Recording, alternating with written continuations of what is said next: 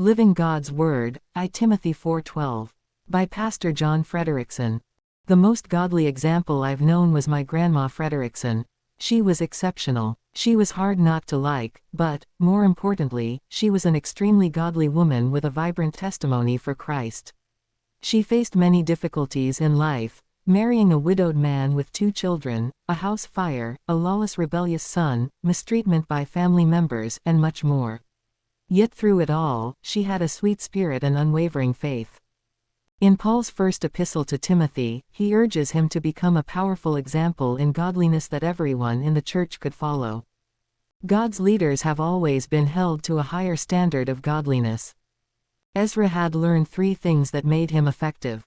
For Ezra had prepared his heart to seek the law of the Lord, and to do it, and to teach in Israel statutes and judgments, Ezra 7:10. Notice the sequence: an open heart seeking to obey the Lord, living what God taught him, and then not merely lecturing with cold, hypothetical facts, but sharing an overflow of what God had done in his life.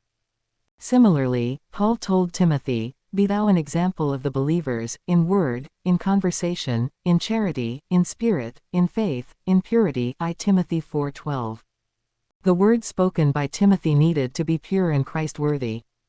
His conversation, or manner of life, must be godly and Christ-honoring. His charity, or love, needed to be genuine as he exhibited a godly affection for all saints and the Lord. His spirit, meaning his thinking and attitude, needed to demonstrate the sweetness of close communion with Christ. His faith, or confidence, in all he believed needed to be unwavering as he lived what he learned from the doctrines of grace, and he needed to live in moral purity. If Timothy did all this, then he would be prepared to be a leader in the local church and to teach the saints God's word with effectiveness. While this is the standard for leaders in the church, this is God's standard for every believer.